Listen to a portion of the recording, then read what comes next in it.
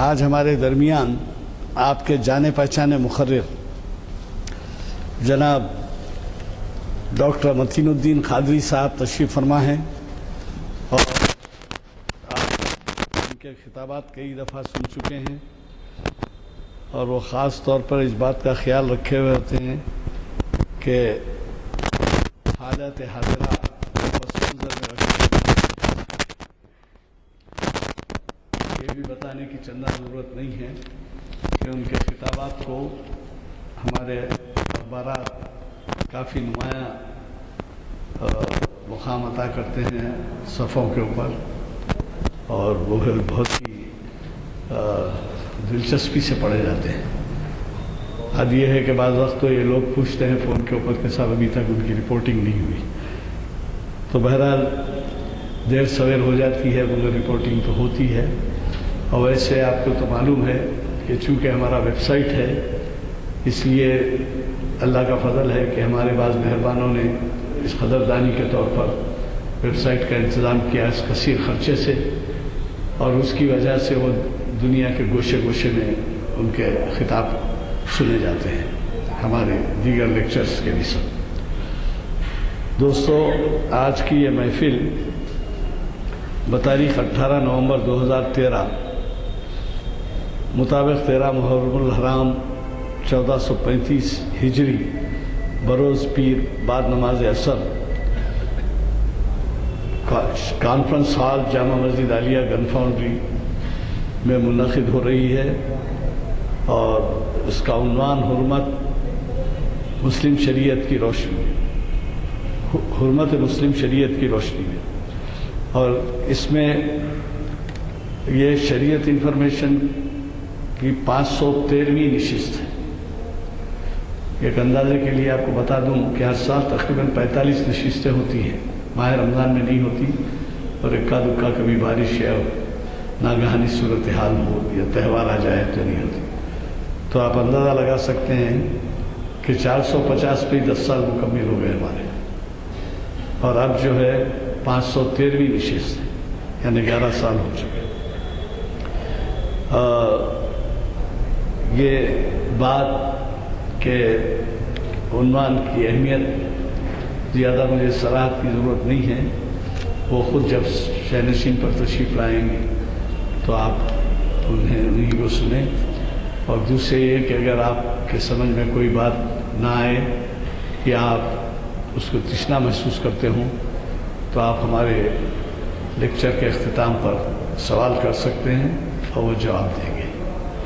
میں آج کے ہمارے مقرر کو دعوت خطاب دینے سے پہلے ایک عنوان آپ کو بتا دینا چاہتا ہوں جو کل نہیں پرسوں کا ہے، اور ماہ محرم کے اعتبار سے عنوان کتنا ہے میں آپ اندازہ لگا سکتے ہیں۔ حقیقت ابدی ہے مقام شبیری، اور یہ ہیں محمد ضیاء الدین نیت صاحب مخاطب کر رہے ہیں، جو ہماری اخبار اکیڈمی کے صدر بھی ہیں اس وقت، کارگزار صدر، اور اس کے علاوہ بہت بڑے اسکالر ہیں۔ محفل اقبال شناسی کی 734ویں نشست کو وہ مخاطب کریں گے، اور وہ بھی آپ کے ہاں شاید 100 سے زائد لیکچر کو مخاطب کر چکے ہیں۔ مجھے قوی توقع ہے کہ آپ وہ لیکچر کے لیے بھی اپنے ساتھیوں کے ساتھ تشریف لائیں گے اور قدردانی فرمائیں گے تاکہ ہمارے منتظمین کی بھی اس سے ہمت افزائی ہو۔ میں ہمارے آج کے مقرر ڈاکٹر متین الدین قادری صاحب سے گزارش کروں گا کہ وہ شہنشین پر تشریف لائیں اور ہمیں اپنے خطاب سے نوازیں۔ السلام علیکم، اعوذ باللہ من الشیطان الرجیم، بسم اللہ الرحمن الرحیم، الحمد للہ رب العالمین، والصلاة والسلام علی رسولہ النبی الکریم وعلی آلہ واصحابہ اجمعین، اما بعد۔ محترم علی جناب غلام یزدانی صاحب سینئر ایڈوکیٹ، معزز حاضرین اکرام، جب اس لیکچر کے لیے مجھ سے کہا گیا کہ عنوان دے تو میں نے 1-2 دن کا وقت لیا اور مسلسل غور کیا کہ کیا عنوان دینا چاہیے۔ اتفاق سے اخبار میں کچھ ایسے واقعات ان دنوں پڑھنے کا مطالعہ کرنے کا موقع ملا، جس میں مسلمان کو قتل کر رہا تھا، مسلمان پر جھوٹے الزامات لگا کر جو ہے ان کے لیے تیاری کر رہا تھا کہ وہ سلاخوں کے پیچھے جائیں۔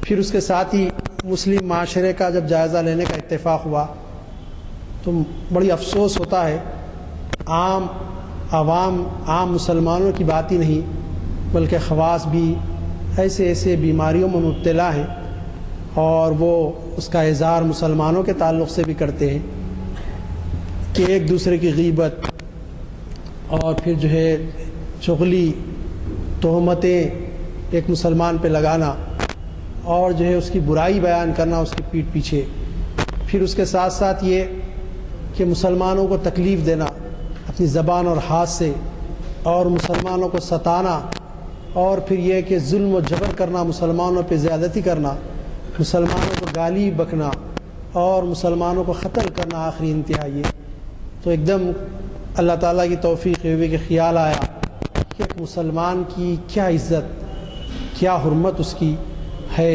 اس سلسلے میں کچھ قرآن مجید کی آیتیں میں نے نوٹ کی ہیں، انشاءاللہ آپ کے سامنے بیان کروں گا، اور احادیث مبارکہ بھی، تاکہ ہم اس سے واقف ہو جائیں۔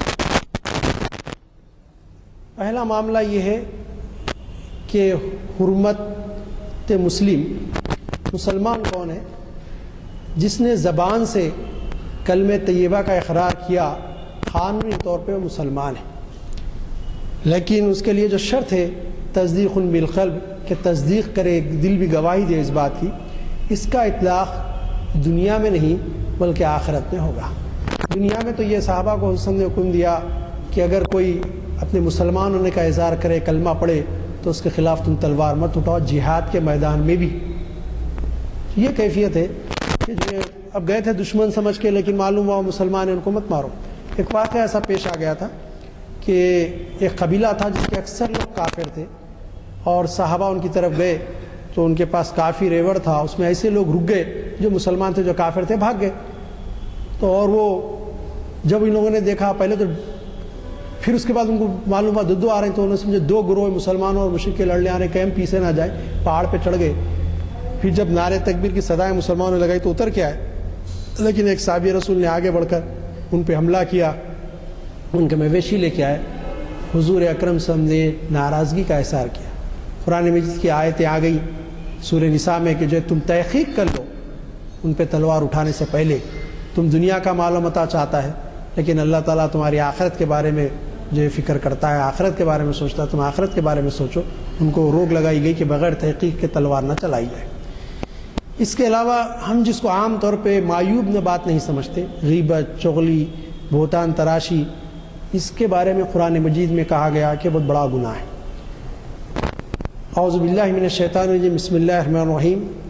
والذین یؤذون المؤمنین والمؤمنات بغیر ما اکتسبوا فقد احتملوا بہتانا واثما مبینا، سورۃ الاحزاب آیت نمبر 58۔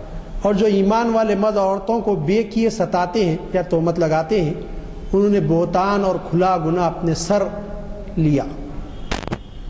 دیکھیے، آپ کہا جا رہا کہ مسلمان مرد اور عورتیں ہیں، ان پر تہمت لگاتے ہیں، ان کو ستاتے ہیں، تو ایسے لوگ جو مسلمان ہی ہیں لگانے والے، انہوں نے بہتان اور کھلا گناہ اپنے سر لیا، کیونکہ جو ہے کسی مسلمان نے کچھ نہیں کیا، اس پہ بہتان لگا دیے تو اس کی طرف لوٹ کر آئے گا۔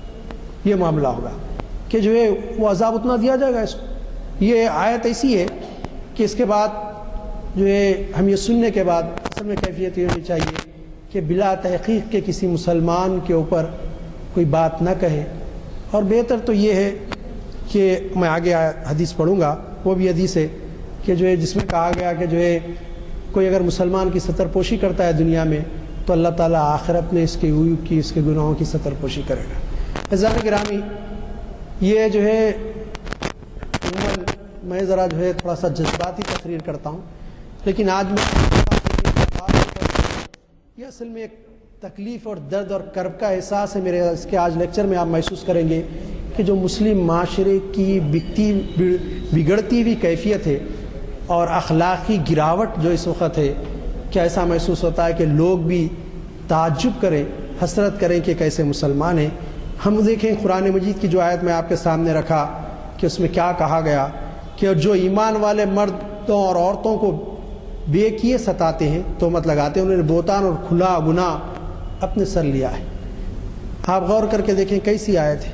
پھر کہا گیا کہ ہوتا ہے مسلمان بھائی بھی آپس میں لڑ پڑتے ہیں، بسا اوقات اختلاف ہو جاتا ہے، تو کہا گیا اس بارے میں اعوذ باللہ من الشیطان الرجیم انما المؤمنون اخوة فاصلحوا بین اخویکم واتقوا اللہ لعلکم ترحمون۔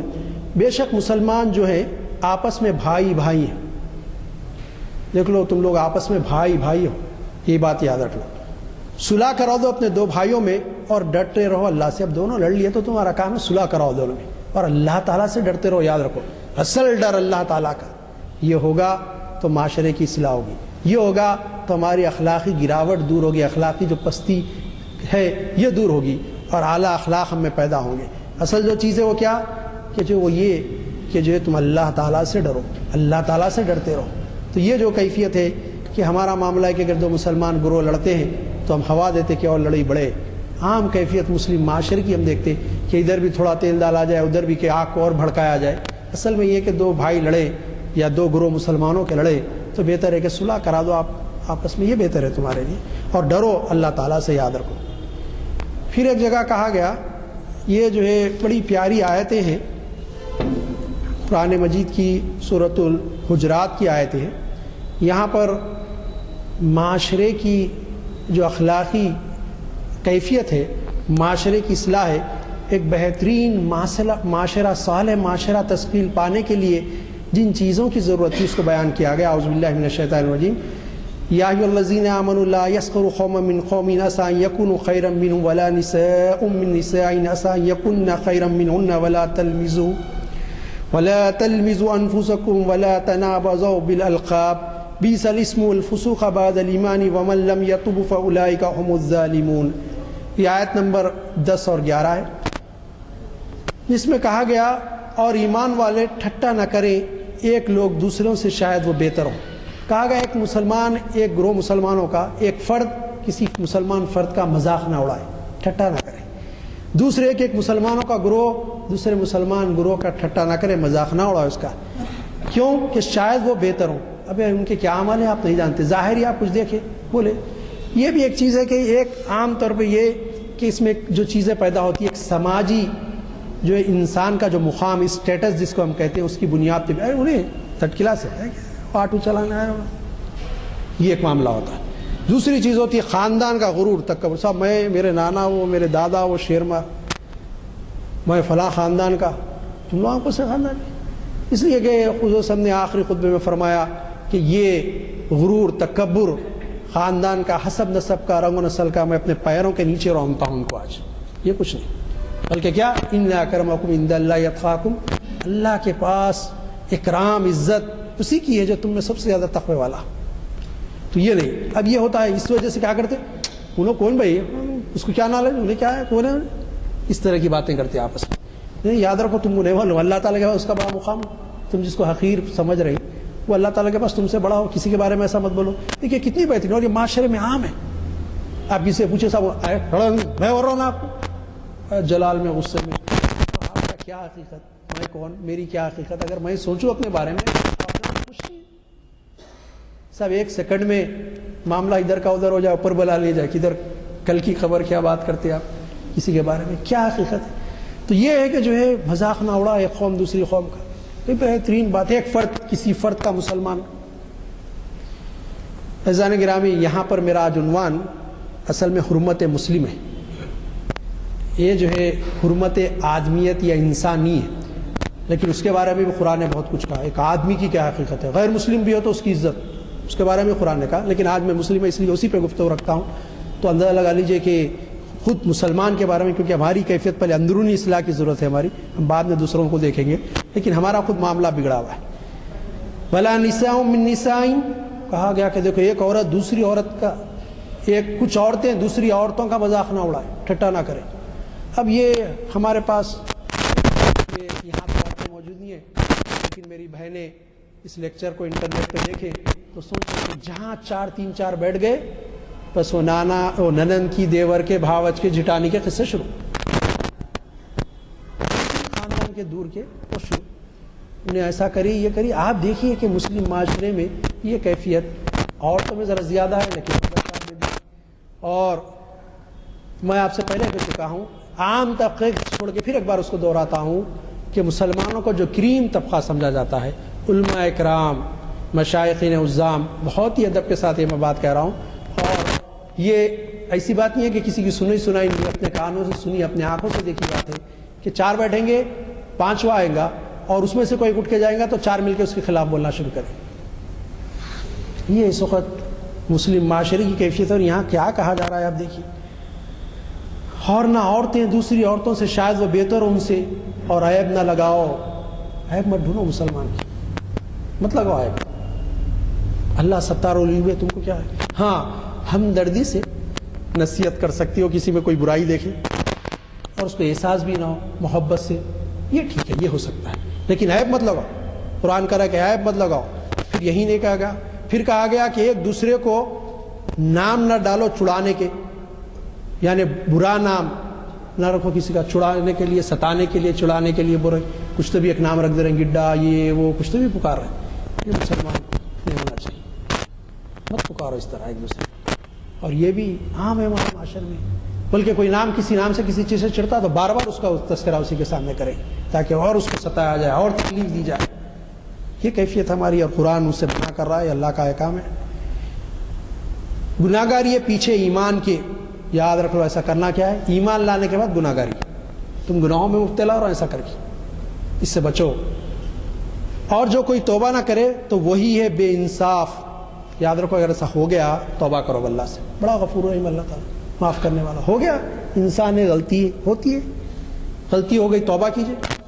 اگر نہیں کر رہا ہے تو بے انصاف ہے, وہ بڑا ہی بے انصاف ہے, یعنی انصاف سے کام نہیں لینے والا ہے. عزیزان گرامی, اس کے بعد 12ویں آیت ہے اسی سورہ کی, سورۃ الحجرات کی. اعوذ باللہ من الشیطان الرجیم. یا ایھا الذین آمنوا اجتنبوا کثیرا من الظن اثم ولا تجسسوا ولا یغتب بعضکم بعضا ایحب احدکم ان یاکل لحم اخیہ میتا فکرہتموہ واتقوا اللہ ان اللہ تواب الرحیم. اے ایمان والو, بچتے رہو بہت تہمتوں سے. مقرر بعض تہمت گناہ ہے, تہمت لگانا, اس سے بچتے رہو. تہمت مت لگاؤ, یہ گناہ ہے تہمت لگانا. یہ کسی کے بارے میں سنی سنائی باتیں بولتے پھرنا, لوگوں میں تہمتیں لگانا, الزام تراشی کرنا کسی کے بارے میں, یہ بہت بری چیز ہے. اس سے بچتے رہو, یاد رکھو.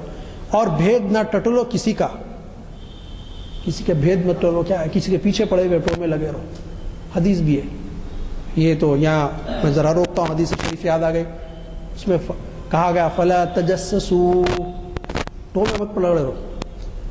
ولا تباغضوا, نفرت کا اظہار مت کرو کسی سے.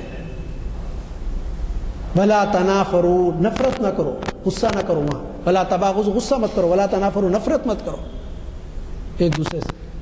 ولا تدابروا, ایک جگہ کہا گیا پیٹ پھیر کے مت بھاگو. وکونوا عباد اللہ اخوانا, اے اللہ کے بندو بھائی بھائی ہو, آپس میں بھائی بھائی بن جاؤ. یہ مت کرو. اب یہاں وہ حدیث, یہ قرآن مجید.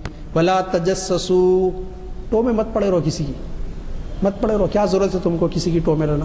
ولا یغتب بعضکم بعضا, کہا گیا کہ دیکھو یہ جو تہمت لگاتے ہو تم, اور یہاں پر یہ کہا گیا کہ جو پیٹھ پیچھے ایک دوسرے کے مت بولو, برا نہ کہو پیٹھ پیچھے کسی کی. اب پیٹھ پیچھے برا بولنا کیسا ہے, کہا گیا ایحب احدکم ان یاکل لحم اخیہ. کیا خطرناک بات کہی. تم میں سے کسی کو یہ خوش بھلا لگتا ہے کہ گوشت کھائے اپنے بھائی کا جو مردہ ہو. کوئی مردہ بھائی کا گوشت کھاتا؟ قرآن کہہ رہا ہے اچھا لگتا تم کو مردہ بھائی کا گوشت کھانا؟ یہ اسی طرح ہے کہ کسی کے پیٹھ پیچھے بولتے رہنا, تو جو ہے یہ ایسی بات ہے کہ جو ہے مردہ بھائی کا گوشت کھانا بھلا لگتا ہے کیا تم کو مردہ بھائی کا گوشت کھائے؟ واتقوا اللہ, پھر کہا گیا کہ سو گھن آتا ہے تم کو اس سے, اور ڈرتے رہو اللہ سے. ظاہر اب یہ بات بولے, مثال بولے بھائی کا مردہ گوشت کھانا خوش آتا کیا, وہ تو گھن آئیں گی. کون کھانا چاہے گا, نفرت ہوگی اس کو کہ بھائی کیسا کھاؤ مردہ بھائی کا گوشت. تو کہا گیا کہ دیکھو اللہ سے ڈرتے رہو, بے شک اللہ معاف کرنے والا مہربان, ان اللہ تواب الرحیم, بے شک اللہ تعالیٰ معاف کرنے والا مہربان ہے. یاد رکھو صاحب, کیسی بات کہی گئی. کہ پیٹ پیچھے بولتے رہنا یہ مردہ بھائی کا گوشت کھانے کے برابر ہے، تم جو ہے اس سے بچو، ورنہ یہ کہ جو ہے کیا تم کو اچھا لگتا ہے کہ اپنے مرے ہوئے بھائی کا گوشت کھاؤ؟ کھانے کا کوئی ارادہ بھی سوچ بھی سکتا؟ قرآن مجید سورہ حجرات کی آیت ہے، کیسی زبردست آیت ہے جس میں یہ کہا گیا۔ پھر اس کے بعد بتایا گیا کہ دیکھو تم اپنی خلقت پہ غور کرو، یا ایھا الناس انا خلقناکم من ذکر وانثی وجعلناکم شعوبا وقبائل لتعارفوا ان اکرمکم عند اللہ اتقاکم ان اللہ علیم خبیر۔ اے آدمیوں، اے انسانوں، ہم نے تم کو بنایا ایک مرد اور ایک عورت سے۔ یاد رکھ لو تم اصل میں تو ایک ہی مرد ایک ہی عورت سے پیدا کیے ہو۔ کلھم من آدم و آدم من تراب، حدیث، تم سب آدم کی اولاد اور آدم مٹی سے بنائے گئے۔ تو یہاں یہ کہا گیا دیکھو اے آدمیوں، ہم نے تم کو بنایا ایک مرد اور ایک عورت سے، اور رکھی تمہاری ذاتیں اور قبیلے، تمہارے کو ذاتوں میں، خاندانوں میں، قبائل میں بانٹا اللہ تعالیٰ نے، تاکہ آپس کی پہچان ہو۔ اصل میں اللہ نے جو بانٹا ہے آپس میں تم پہچانو، ورنہ تمہاری اصل تو ایک ہی ہے، سب آدم و حوا، رنگ، نسل، خاندان، یہ تو اللہ نے بانٹے، اللہ کی مرضی، اس کی مشیت ہے، اللہ نے بانٹے۔ کیوں بانٹے؟ اللہ فرما رہا تاکہ آپس میں پہچان ہو تمہاری۔ تحقیق عزت اللہ کے یہاں اسی کی ہے جو ڈرنے والا ہے، یاد رکھ لو۔ اب بتایا گیا کہ وہی بات میں جو آپ سے کہا کہ اللہ کے پاس عزت کس کی ہے؟ جو اللہ سے بہت زیادہ تقوی اختیار کرنے والا ہے، ڈرنے والا ہے، اور اللہ سب کچھ جانتا بھی ہے، خبردار بھی ہے۔ ان اللہ علیم خبیر، اللہ تعالیٰ ہر چیز کا جاننے والا ہے بے شک، اور وہ جو ہے ہر چیز کا خبردار بھی ہے، خبر بھی رکھتا ہے معاملہ، اس کو معلوم ہے کہ کیا ہے۔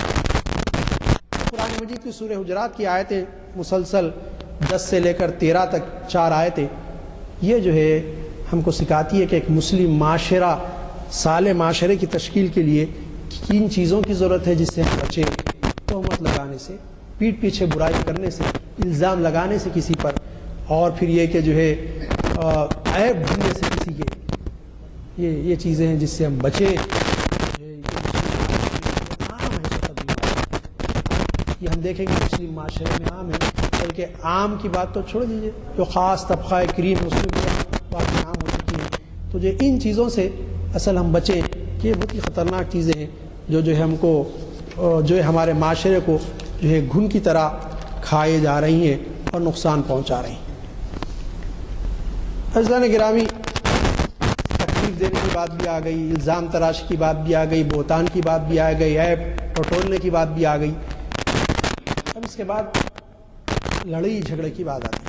حدیث مبارکہ کا مختصر نے فرمایا 2 مسلمان اگر لڑے اور مرنے والا بھی جہنمی ہے، مارنے والا بھی جہنمی ہے، صحابہ کو پڑھا کیا مارنے والا تو جہنمی ہوگا، مرنے والا، اس نے فرمایا اگر اس کو موقع ملتا تو اس کو موقع ملتا۔ دونوں نکلے تھے جان کے ارادے سے لڑے، سب جہنم میں جانے کا بھی خوف نہیں ہے، چھوٹی چھوٹی بات پہ مسلمان کو قتل کیے جا رہے ہیں، کیا اور کیسا خطرناک۔ سب یہ تو میں حدیث سنا ہے، قرآن مجید کی آیت سنتے، سورہ نساء کی آیت ہے، اعوذ باللہ من الشیطان الرجیم، بسم اللہ الرحمن الرحیم، وَمَن يَقْتُلْ مُؤْمِنًا مُتَعَمَّدًا فَجَزَاؤُهُ جَهَنَّمُ خَالِدًا فِيهَا وَغَضِبَ اللَّهُ عَلَيْهِ وَلَعَنَهُ وَأَعَدَّ لَهُ عَذَابًا عَظِيمًا۔ آیت نمبر 93 سورہ نساء۔ اور جو کوئی مسلمان جان بوجھ کر قتل کرے تو اس کا بدلہ جہنم ہے۔ کوئی مسلمان کو جان بوجھ کے قتل کر رہا، اکثر تو ایسے قتل ہوتے، بہت کم اتفاقی ہو جاتا، مارنا نہیں چاہتا مر جا رہا، بہت کم ہوتا ایسا، لیکن اکثر تو یہ کہ جان بوجھ کے مارنا بلکہ مار۔ اخبارات اٹھا کے دیکھیے کیا حالت ہے مسلمانوں کی ایک دوسرے قتل۔ اب تو کیفیت یہ ہوگی، پہلے دوسروں کو مارتے تھے، اب تو قریبی رشتہ داروں کو، بیٹا باپ کو مار رہا، بھائی بھائی کو قتل کر رہا ہے۔ کیا اللہ رحم فرمائے، کیا حالت ہو گئی اس وقت پستی کی مسلمان۔ قلعہ گولکنڈا میں کچھ عرصہ قبل قتل ہوا، ایک پرانی سائیکل کے 10 روپے کرائے کی وجہ قتل ہی کر دیا۔ ماں اور اس کی بیوی دونوں سامنے ٹھہرے اور پکارتے رہے، لوگ بتا رہے تھے مجھے کہ چھوڑ دو اس کو، چھوڑ دو، ایک مار مارے نہ چھوڑ دو، قتل کرے تک چھوڑیں گے اس کو، پورا ختم کریں۔ کیا یہ مسلم معاشرہ مسلمان ہے؟ اقبال نے ایک مقام پہ کہا تھا، وضع میں تم ہو نصارہ تو تمدن میں ہنوت، یہ مسلم ہے کہ جنہیں دیکھ کر شرمائے یہود۔ وہ پڑھتا تھا تو میرے کو بڑا ہوتا تھا علامہ اقبال صاحب کے بولے، لیکن آج دیکھ رہا ہوں کہ اقبال نے شاید اسی حالات میں، ایسے حالات پرفتن حالات، کیفیت دیکھیے آپ کیسی ہے۔ کہا گیا جو کوئی مسلمان جان بوجھ کر قتل کرے تو اس کا بدلہ جہنم ہے۔ عزیزان گرامی، یہ تھوڑا سا میں 2-4 جملے اور اس پہ عرض کرنا چاہوں گا۔ اس وقت کیفیت جو ہے عالم اسلام کی ہے، میں تو انفرادی ایک آدمی کے قتل کی بات کیا، لیکن اس وقت جو ہے ہمارے پڑوسی ممالک میں، مسلم ممالک میں جو کیفیت ہے کہ نماز کی حالت میں جو ہے مصلی ان پہ بم ڈالے جا رہے ہیں، نماز کی حالت میں ان کو بندوق لے کر بھونا جا رہا ہے، جیسا وہ فلاں مسلک کا اس لیے ہم مار رہے ہیں، یہ کیفیت ہے۔ اور میری جہاں تک معلومات ہے، میں ایک ملی کارکن ہوں، آپ لوگ جانتے ہیں، ایک جماعت سے وابستہ ہوں، ملت کی جو خدمت کرتی ہے۔ میری جو معلومات ہے ہماری جماعت کے وسیلے سے، وسائل سے، یہ کہ جو ہے کوشش یہ ہو رہی کہ ہندوستان میں بھی یہ کیفیت مسلمانوں میں پیدا کی جائے کہ گروہ واری جھگڑے مسلمانوں میں شروع کیے جائیں۔ آپ غور کر کے دیکھیے کتنا برا ہے۔ اور شاید آپ کو اندازہ نہیں ہے، میرے کو اس بات کا اندازہ ہے، میرے ایسے نوجوانوں سے سابقہ پڑ چکا ہے جو یہ کہتے ہیں صاحب یہ مسلمانوں کا گروہ مسلمان ہو ہی نہیں سکتا، ان کے پیچھے نماز نہیں تو ان کو قتل کرنا۔ یہ نوجوانوں کے خیالات اور یہ اللہ کے گھر میں بیٹھ کے کہہ رہا ہوں، یہ الفاظ میرے سامنے کہہ رہے ہیں سب مارنا ہے، یہ مسلمان نہیں ہو سکتا۔ آپ دیکھیے کہ کیا کیفیت ہے ان لوگوں کی جو ایک اللہ کو مانتے ہیں، ایک کتاب قرآن مجید زبر زیر کا آیت تو چھوڑ دیجئے، لفظ تو چھوڑ دیجئے، حرف تو چھوڑ دیجئے، جو اس کے اعراب اور حرکات جس کو کہتے ہیں اس میں فرق نہیں ہے، جن کا نبی ایک، کلمہ ایک، قبلہ ایک۔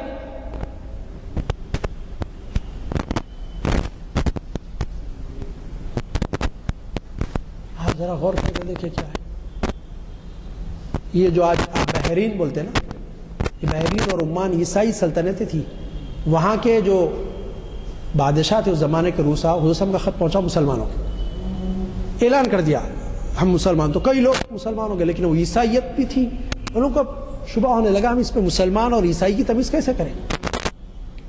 ہم کو ایک خط لکھا انہوں نے، وسلم ہماری رعایا تو بہت ساری مسلمان ہو گئی، ہم بھی مسلمان ہو گئے ہیں آپ کے فرمان کے بعد، آپ کے ملنے کے بعد، لیکن ہم اس پہ پہچانے کیسے۔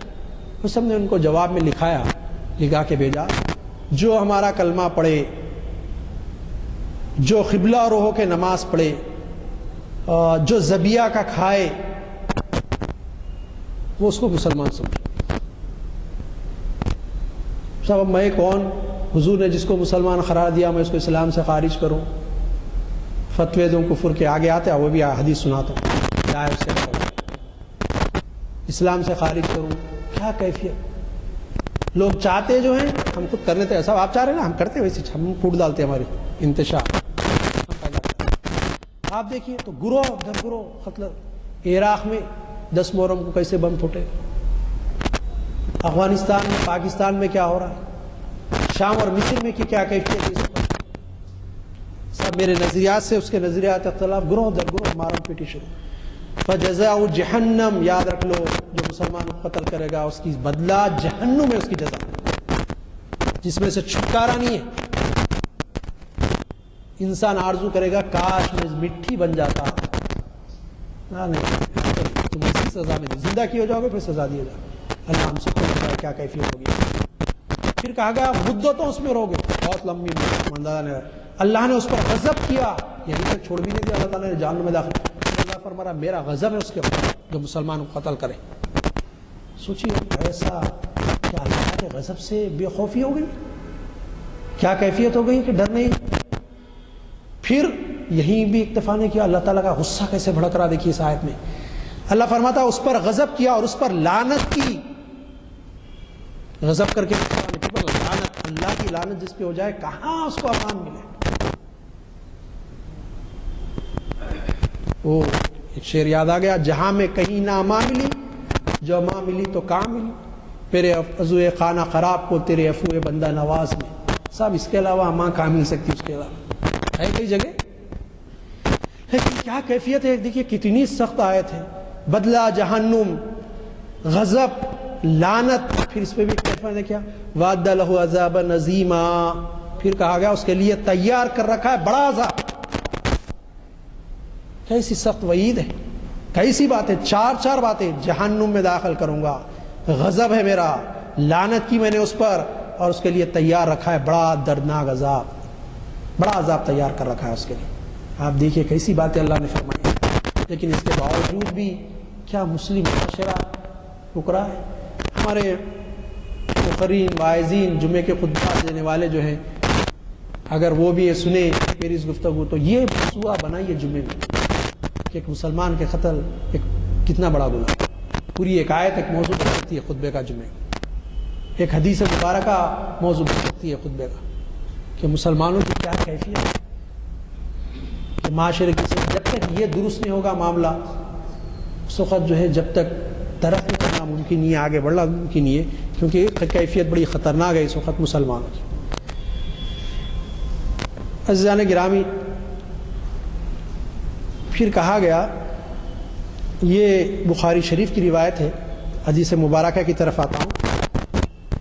ان عبداللہ بن عمر اخبر ان رسول اللہ صلی اللہ علیہ وسلم قال المسلم اخو المسلم لا يظلمه ولا يسلمه ومن كان في حاجة اخيه كان الله في حاجته ومن فتى المسلم كربة فرج الله عنه كربة من الكربات يوم القيامة ومن ستر مسلما ستر الله يوم القيامة۔ کیا فرمایا؟ حضرت عبداللہ بن عمر رضی اللہ عنہ سے روایت کرتے ہیں کہ آپ وسلم نے فرمایا، مسلمان ایک مسلمان دوسرے مسلمان کا بھائی ہے۔ عزیزان گرامی، یہاں یہ بات بتا کے روکی نہیں گئی کہ ایک مسلمان مسلمان کا بھائی ہے، پھر اس کے آگے فرمایا گیا نہ یہ اس پر ظلم کرتا ہے اور نہ ظالم کے حوالے کرتا ہے اپنے بھائی کو، خود بھی ظلم نہیں کرے گا ایک مسلمان کو، اور کسی ظالم کے حوالے نہیں کہ اس پہ ظلم کرے، یہ ہے مسلمان کی کیفیت۔ پھر فرمایا جو شخص اپنے بھائی کی حاجت براری میں رہتا ہے اللہ تعالیٰ اس کی ضروریات پوری کرتا ہے۔ حقیقی بھائی کی بات نہیں ہو رہی، کلمہ بھائی کی بات نہیں، یہاں تو ٹیڑھا معاملہ۔ دیکھیے کیسے عدالت میں رکھتے ہیں، کتنے مسلمان آپس میں بھائی بھائی لڑ رہے ہیں۔ ہاں وہی یہ کہتا ہے اللہ ماشاء اللہ ایسے لوگوں کو بھی میں دیکھا، میری جان پہچان میں میرے ایک بزرگ ہے، چھوٹے بھائی نے اعتراض کیا جائیداد کے بارے میں، اپنے حصے سے بس آپ بول دیا میں لے لیجیے جائیے، میں نے کہا اتنی بڑی جائیداد بولے بابا اللہ تعالیٰ دینے والا ہے، فکر مت کرو۔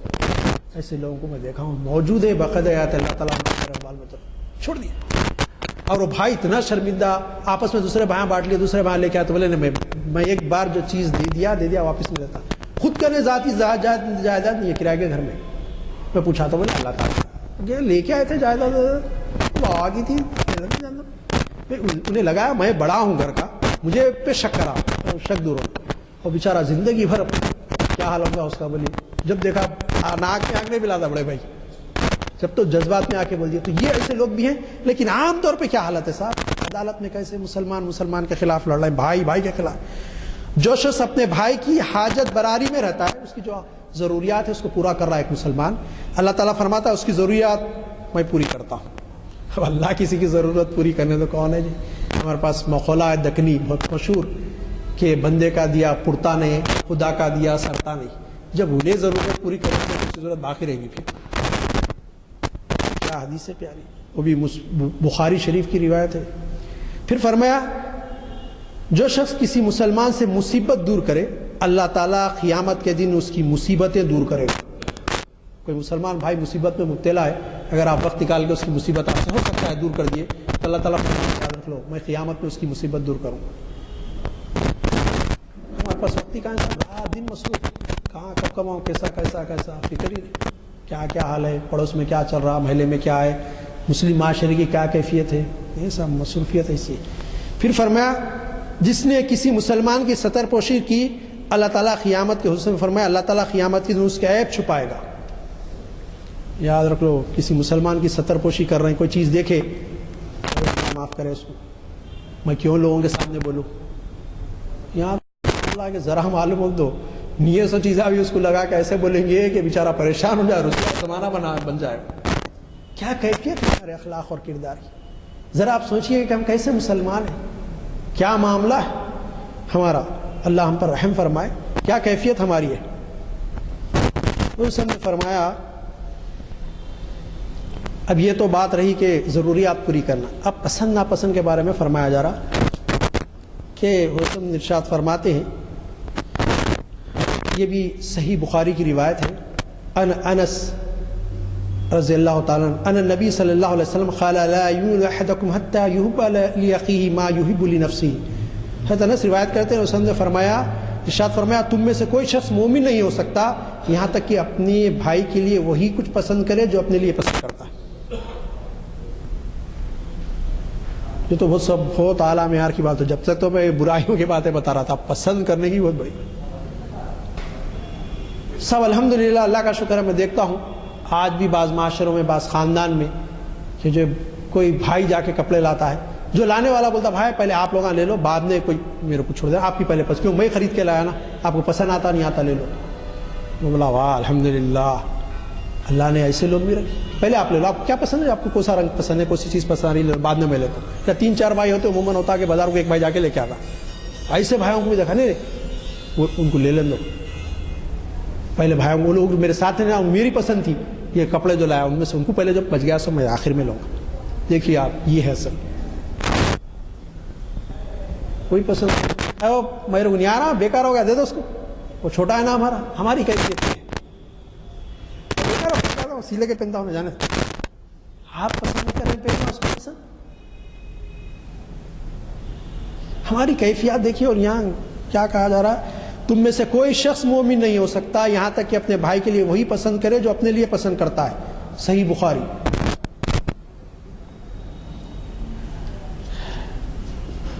عزیزان گرامی، یہی اس کے آگے کہا گیا، ان ابی ہریرہ قال رسول اللہ صلی اللہ علیہ وسلم المسلم من سلم المسلمون من لسانه ويده والمؤمنون من آمنه الناس على دمائهم واموالهم۔ یہ مشکات شریف کی حدیث ہے۔ حضرت ابو ہریرہ فرماتے ہیں کہ اس نے ارشاد فرمایا، مسلمان وہ ہے جس کی زبان اور ہاتھ سے دوسرا مسلمان محفوظ رہے۔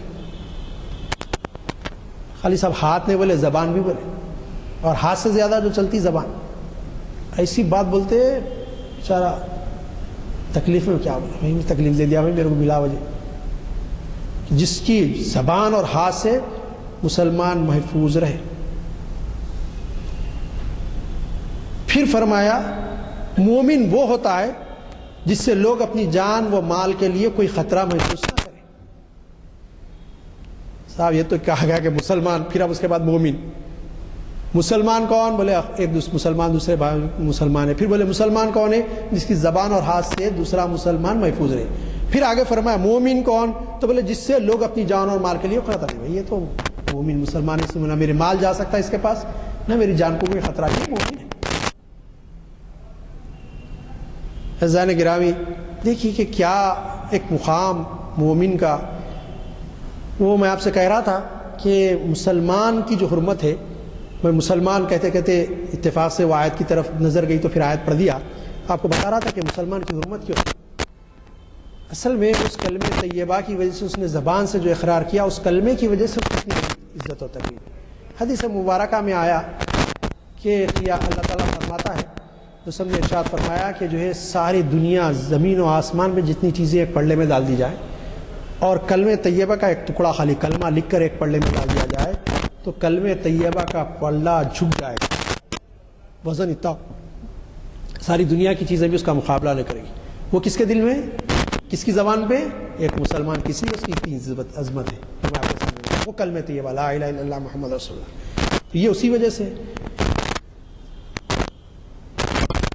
پھر آگے ترمذی شریف کی روایت ہے، وہ مشکات کی تھی، وَيَرَوْا عَنِ النَّبِي صلی اللہ علیہ وسلم أَنَّهُ سُئِلَ أَيُّ الْمُسْلِمِينَ أَفْضَلُ قَالَ مَنْ سَلِمَ الْمُسْلِمُونَ مِنْ لِسَانِهِ وَيَدِهِ۔ مروی نبی صلی اللہ علیہ وسلم سے کسی نے پوچھا کہ کون سا مسلمان افضل ہے، بہتر کون سا مسلمان، افضل مانے بہتر، بہتر کون سا مسلمان ہے؟ تو فرمایا آپ نے جس زبان اور ہاتھ سے لوگ بچے رہیں۔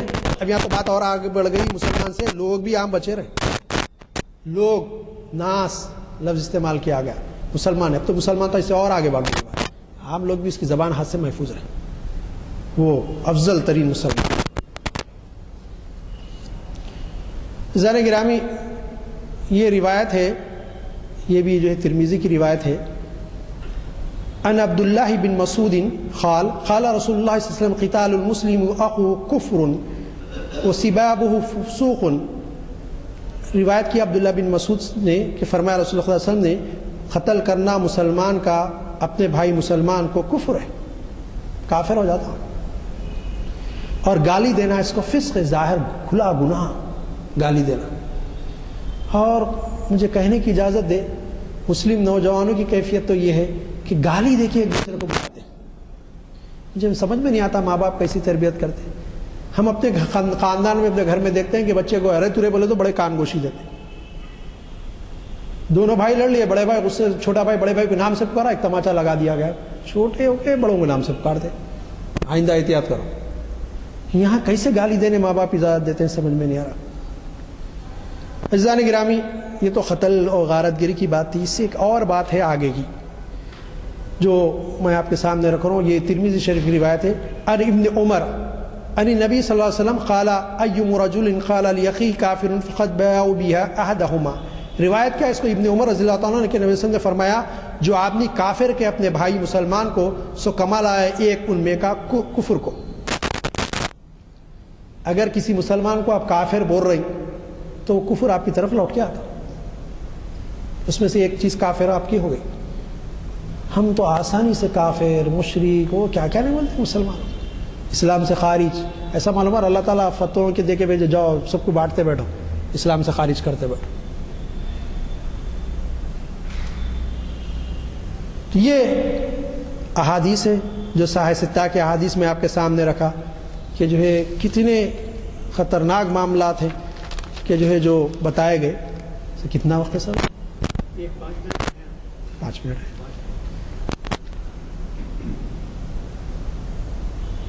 میں تھوڑا چھوڑ دینا پڑے گا۔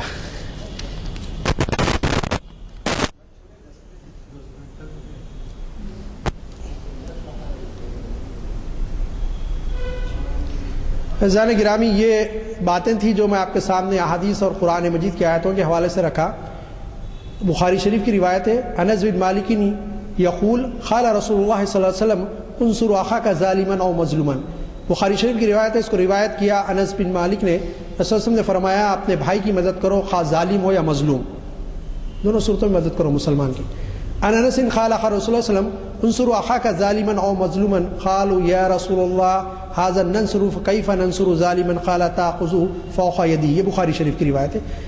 یہ بیان کیا انس رضی اللہ تعالیٰ نے بخاری میں کہ حضور نے فرمایا تمہارا جو بھائی ہے ظالم اور مظلوم دونوں کی مدد۔ کسی نے پوچھا رسول اللہ ظالم کی مدد تو سمجھ میں آتی ہے، مظلوم کی مدد کیا ہے؟ فرمایا مظلوم کو ظلم سے روکنا، اس کی مدد کرنا ہے۔ ظلم کرے گا تو گناہ گار ہوگا نا، تم اس کو ظلم کرنے سے روک دیا تو اس کی مدد کرنے کے برابر ہے، یہ فرمایا گیا۔ ان ابی موسیٰ ان النبی صلی اللہ علیہ وسلم قال المؤمن كالبنيان وشد بعضه بعضا وشبك بين اصابعه۔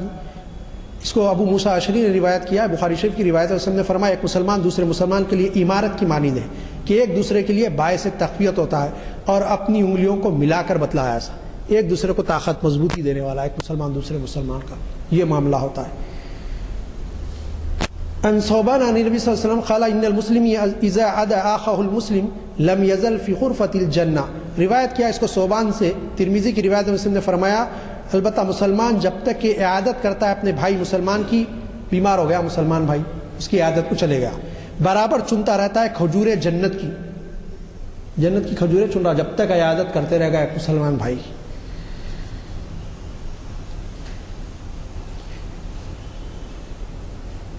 سوویر سے روایت ہے کہ انہوں نے اپنے باپ سے کہا، باپ نے ان کو بتایا، پکڑا علی نے میرا ہاتھ اور کہا چلو ہمارے ساتھ حسین کی عیادت کے لیے۔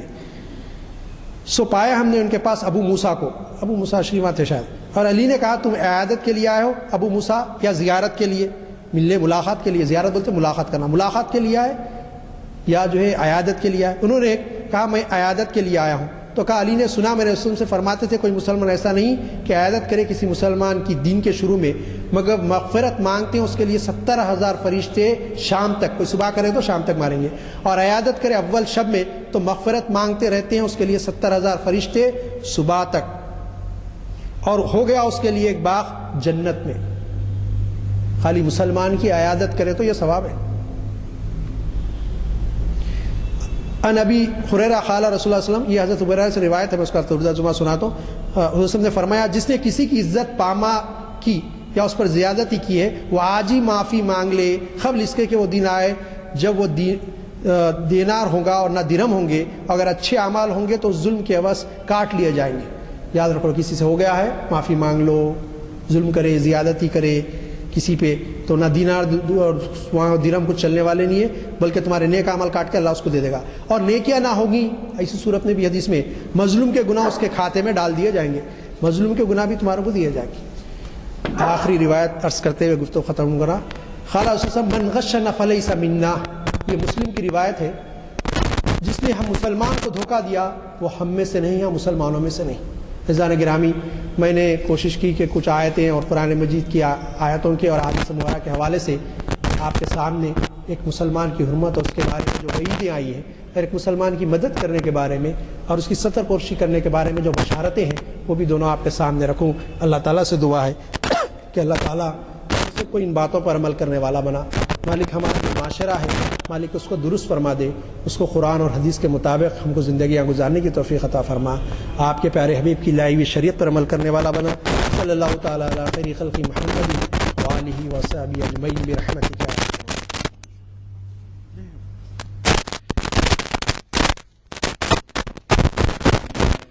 صرف آج یہ کرنا چاہ رہا ہوں کہ ہم سب کی طرف سے علی جناب کا شکریہ ادا کرتا ہوں کہ اتنی پرمغز اور معلومات سے بھری تقریر آپ نے فرمائی اور ہم سب اس سے مستفید ہوئے۔ بہت بہت شکریہ، جزاک اللہ۔